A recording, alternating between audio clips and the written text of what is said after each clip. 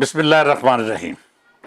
ਸੱਜਣੋ ਤੇ ਮਿੱਤਰੋ, ਅੱਜ ਦੇ ਜ਼ਮਾਨੇ ਦਾ ਮੁਆਜ਼ਨਾ ਉਸ ਵੇਲੇ ਨਾਲ ਕਿਸੇ ਵੀ ਤੌਰ ਨਹੀਂ ਕੀਤਾ ਜਾ ਸਕਦਾ ਜਦ ਕੰਧਾਂ ਭਾਵੇਂ ਕੱਚੀਆਂ ਸਨ ਪਰ ਸਾਂਝਾਂ ਤੇ ਮੁਹੱਬਤਾਂ ਸੱਚੀਆਂ ਸਨ। ਲੋਕ ਇੱਕ ਦੂਜੇ ਦਾ ਦੁੱਖ ਵੰਡਦੇ ਤੇ ਸੁੱਖ ਵਿੱਚ ਇੰਜ ਰਲਤ ਕਰਦੇ ਜਿਵੇਂ ਖੁਸ਼ੀ ਉਹਨਾਂ ਦੇ ਆਪਣੇ ਵਿਹੜੇ ਪੁੰਗਰ ਰਹੀ ਹੈ। ਪਰ ਅੱਜ ਹਾਲਾਤ ਬਿਲਕੁਲ ਬਦਲ ਗਏ ਨੇ। ਨਫਸਾ ਨਫਸੀ ਦਾ ਅਜਿਹਾ ਦੌਰ ਹੈ ਜਿਹਦੇ ਵਿੱਚ ਪਿਓ ਪੁੱਤਰ ਵੀ ਇੱਕ ਦੂਜੇ ਦੇ ਸਕੇ ਨਹੀਂ ਤੇ ਸਕੇ ਭਰਾ ਵੀ ਇੰਜ ਨੇ ਜਿਵੇਂ ਮਤਰਿਆਂ ਤੋਂ ਵੱਧ ਸ਼ੀਕਾ ਪਾਲੀ ਬੈਠੇ ਨੇ।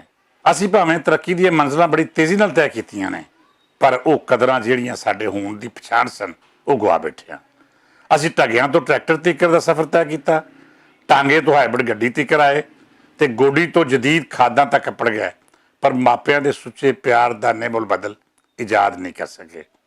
ਪਹਿਲਾਂ ਇੱਕ ਜਾਂ ਦੋ ਮੰਜ਼ਲਾਂ ਵਾਲੇ ਕੱਚੇ ਪੱਕੇ ਘਰ ਹੁੰਦੇ ਸਨ ਤੇ ਹੁਣ ਕਈ ਮੰਜ਼ਲਾਂ ਪਾ ਕੇ ਪੌੜੀਆਂ ਦੀ ਥਾਵੇਂ ਲਿਫਟਾਂ ਲਾ ਕੇ ਅਸੀਂ ਜਿਵੇਂ ਵੇਲੇ ਨੂੰ ਇਹ ਦੱਸਣ ਦੀ ਕੋਸ਼ਿਸ਼ ਕਰ ਰਹੇ ਹਾਂ ਕਿ ਭਲਿਆ ਤੂੰ ਸਾਡੇ ਤੋਂ ਬਹੁਤ ਪਿੱਛੇ ਰਹਿ ਗਏ। ਸੱਚੀ ਪੁੱਛੋ ਤੇ ਅਸੀਂ ਵੇਲੇ ਤੋਂ ਅੱਗੇ ਲੰਘਣ ਦੇ ਸ਼ੌਕ ਵਿੱਚ ਮਸ਼ੀਨਾਂ ਨਾਲ ਯਾਰੀ ਲਾ ਕੇ ਆਪਣੇ ਸੁੱਚੇ ਦਰਦੀਆਂ ਨਾਲ ਲਖੇੜਾ ਪਾ ਲਿਆ ਹੈ।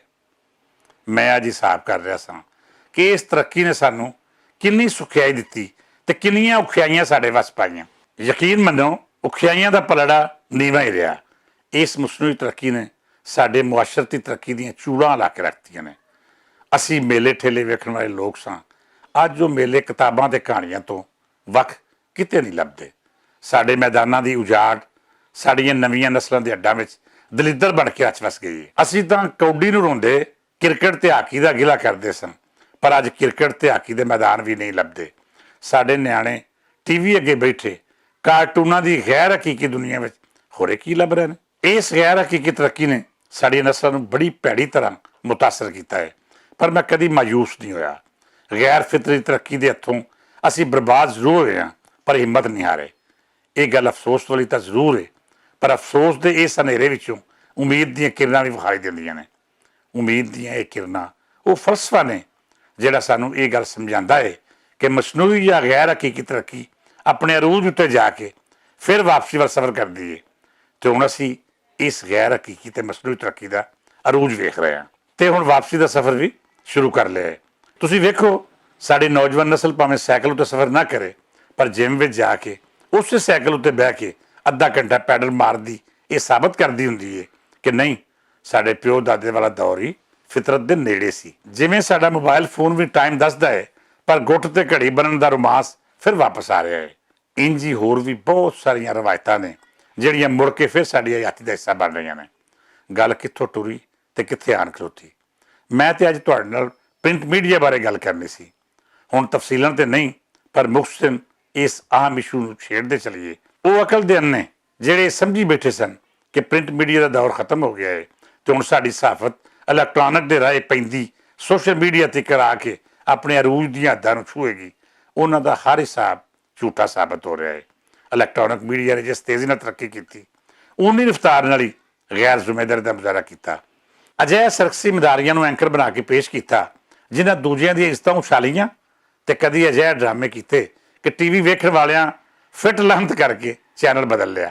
ਸਾਡੇ ਨਿਊਜ਼ ਚੈਨਲਾਂ ਭਾਵੇਂ ਚੰਗੀਆਂ ਰਵਾਇਤਾਂ ਵੀ ਕਾਇਮ ਕੀਤੀਆਂ ਪਰ ਕੋਈ ਇੱਕ ਵੱਡਾ ਤੇ ਸਾਹਿਬੇ ਨਜ਼ਰ ਸਾਫੀ ਪੈਦਾ ਨਹੀਂ ਕੀਤਾ।